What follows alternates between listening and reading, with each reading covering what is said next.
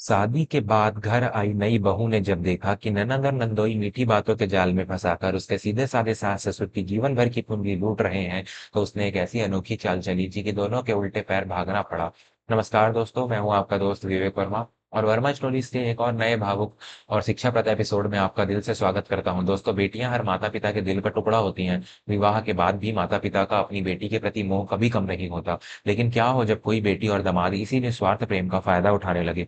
क्या हो जब वो अपने ही मायके को एक ऐसा पेड़ समझ ले जिसे जब चाहे झकझोर कर अपने स्वार्थ के फल गिरा लिए जाए। आज की कहानी एक ऐसी नई बहू की है जिसने अपने सास ससुर के अंधे मोह को तोड़ा और उन स्वार्थी रिश्तेदारों को ऐसा सबक सिखाया जिसे वे जीवन भर नहीं भूल पाए।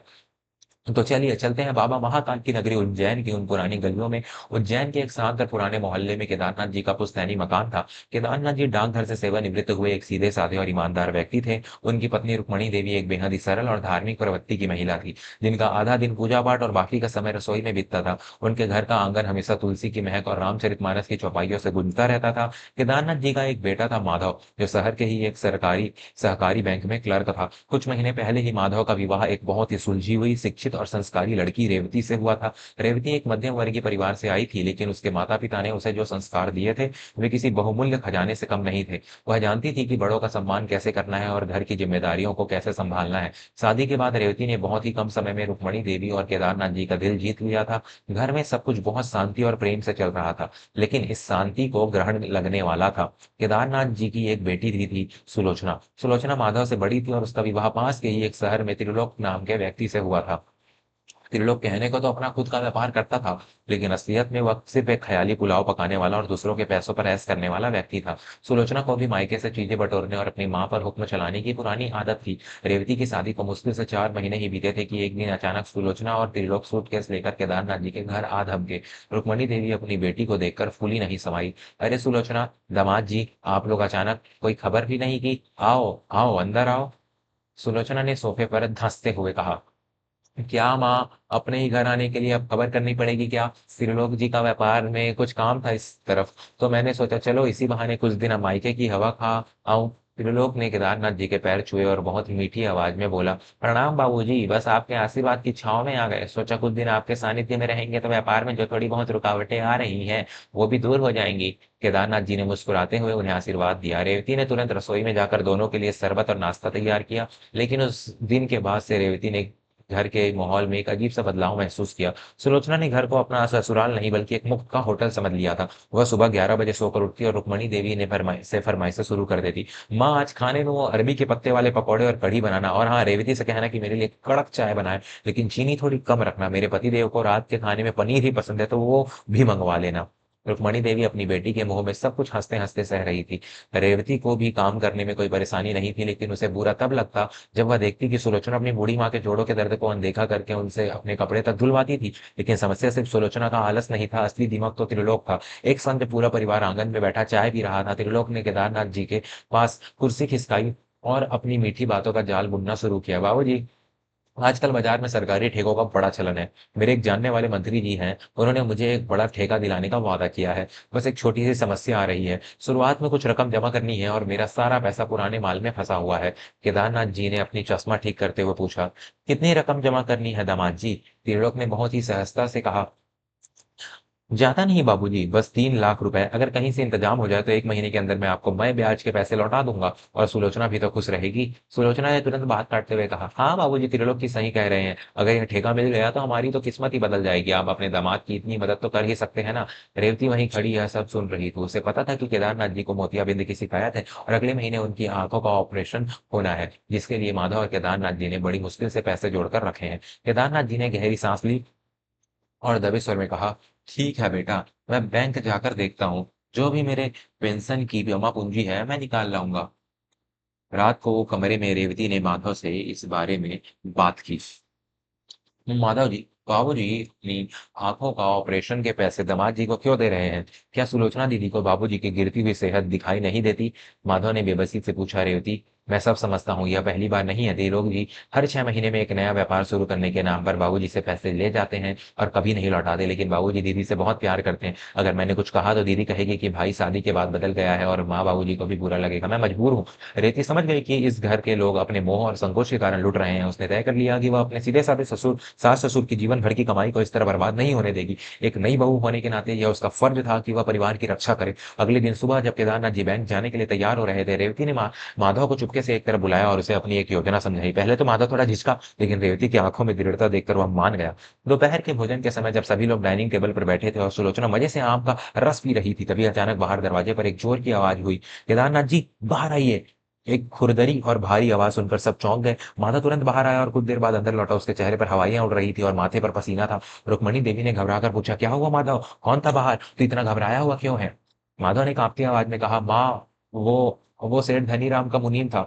यह नाम सुनते ही केदारनाथ जी, जो रेवती की योजना से अनजान थे, हैरान रह गए। धनीराम को मुनीम, लेकिन हमारा उससे क्या लेना देना? तभी रेवती अपने कमरे से दौड़ती हुई बाहर आई। उसने अपने बाल थोड़े बिखेरे लिए थे और आंखों से बनावटी आंसू भर रखे थे। वो सीधे सुलोचना और त्रिलोक के पास गई और उनके पैरों में पास फर्श पर बैठ गई। दीदी, जीजा जी, आप लोग ही अब इस घर को बचा सकते हैं। भगवान ने आपको ऐन मौके पर हमारे घर भेजा है। सुलोचना घबरा कर पीछे हट गई। अरे रेवती, क्या कर रही है तू? ये सब क्या नाटक है? कौन सा मुनीम? क्या हुआ है?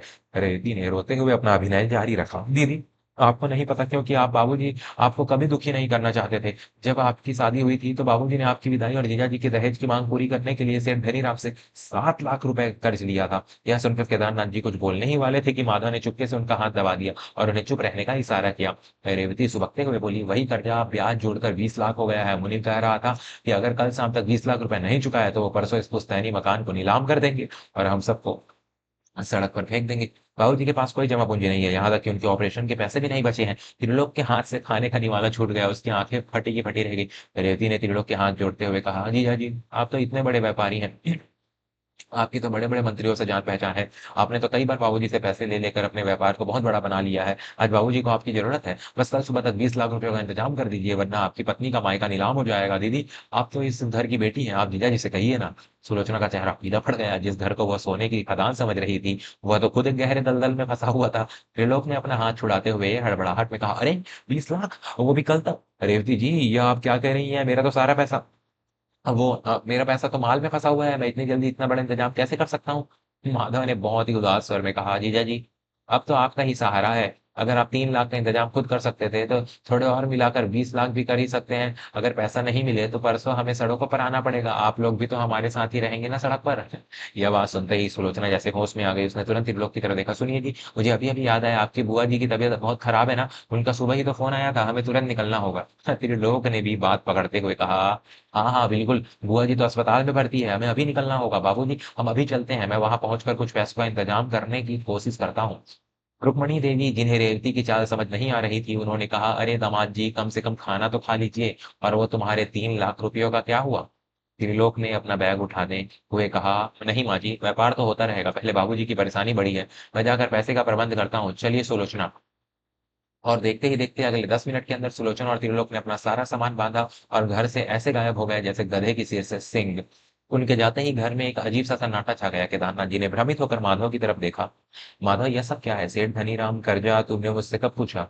और रेवती बहू, तुम यह क्या कह रही थी? रेवती ने अपने आंसू पोंछे और चेहरे पर एक विजयी मुस्कान लाते हुए कहा, माफ कीजिएगा बाबूजी, मैंने आपसे झूठ बोला। हम पर किसी का कोई कर्जा नहीं है और न ही कोई मुनीम आया था। वो तो माधव जी के दोस्त थे, बाहर से आवाज लगाई थी। रुक्मणी देवी ने चौंक कर पूछा, तो फिर तूने अपनी दीदी और दामाद जी के सामने यह सारा प्रपंच क्यों रचा? रेवती ने बहुत ही गंभीर स्वर में जवाब दिया, क्योंकि माँ जी, अगर मैं यह प्रपंच नहीं रचती तो कल सचमुच हमारा घर हर यह घर बिक जाता। दीदी और जय जी आपसे प्यार नहीं करते, वे सिर्फ आपकी पाई पाई जोड़कर रखी गई पेंशन से प्यार करते हैं। वो जो इंसान आपके मोतियाबिंद की तकलीफ को दरकिनार करके आपसे 3 लाख रुपए मांग सकता है, वो कभी आपका सगा नहीं हो सकता। मैंने बस उन्हें यह एहसास दिलाया कि अब इस घर में लूटने के लिए कुछ नहीं बचा है। और आपने देखा कि वे कैसे दुम दबाकर भाग गए। केदारनाथ जी की आंखों में जैसे एक मोटा पर्दा हट गया। उन्हें याद आया कि पिछले 5 सालों से त्रिलोक ने उनसे लाखों रुपए लिए और थे, और एक बार भी उनका हालचाल पूछने नहीं आया था। आज जब उन्हें भले ही झूठी मदद की जरूरत पड़ी, तो उनकी अपनी सगी बेटी भी पीठ दिखा गई। केदारनाथ जी की आंखें भर गई। उन्होंने रेवती के सिर पर हाथ रखा और रुंधे हुए गले से बोले, बेटा, आज तूने मेरी आँखें खोल दी। मुझे लगता था कि सुलोचना मेरी बेटी है और उसका घर बसाना मेरी ज़िम्मेदारी है। लेकिन मैंने कभी यह नहीं सोचा था कि मैं अपने ही बेटे और बहू के भविष्य के साथ खिलवाड़ कर रहा हूँ। तो इस घर की बहू नहीं, साक्षात लक्ष्मी है, जिसने आज इस घर को उजड़ने से बचा लिया। रुक्मणी देवी ने भी रेवती को गले लगा लिया और अपने अंधे मोह के लिए मन ही मन पश्चाताप करने लगी। अगले सप्ताह केदारनाथ जी की आंखों का बहुत अच्छे अस्पताल में ऑपरेशन हुआ। सुलोचना और त्रिलोक का उस दिन के बाद से कोई फोन नहीं आया, क्योंकि उन्हें डर था कि कहीं केदारनाथ जी उनसे कर्जा चुकाने के लिए पैसे न मांग ले। घर में अब फिर से वही पुरानी शांति और प्रेम लौट आया था, लेकिन इस बार किसी धोखे या स्वार्थ की कोई जगह नहीं थी। दोस्तों, यह कहानी हमें एक बहुत ही कड़वी लेकिन सच्ची बात सिखाती है। रिश्ते निभाना बहुत अच्छी बात है, लेकिन रिश्तों के नाम पर अपना शोषण करवाना बेवकूफ़ी है। माता-पिता अक्सर अपनी बेटियों और दामादों के मोह में इतने अंधे हो जाते हैं कि उन्हें सही और गलत का फ़र्क दिखाई नहीं देता। लेकिन एक समझदार इंसान वही है जो भावनाओं में बहने की बजाय अपने विवेक का इस्तेमाल करे। ठीक वैसे ही जैसे नई बहू रेवती ने किया। प्रेम और सम्मान दोनों तरफ से होना चाहिए। जो रिश्ता सिर्फ़ स्वार्थ की बुनियाद पर खड़ा हो, उसे समय रहते पहचान लेना ही बेहतर है। आपको रेवती की यह चतुराई कैसी लगी? क्या आपके आस-पास भी कोई ऐसा लालची रिश्तेदार है? अपने विचार नीचे कमेंट्स में ज़रूर साझा करें। अगर आपको यह कहानी पसंद आई हो, तो इसे अपने दोस्तों और परिवार के साथ शेयर करें और वर्मा स्टोरीज़ को सब्सक्राइब करना न भूलें। मैं विवेक वर्मा आपसे विदा लेता हूँ। जल्द ही लौटूँगा एक और नई और दिल को छू लेने वाली कहानी के साथ। तब तक अपना और अपने परिवार का बहुत ख्याल रखिए। धन्यवाद।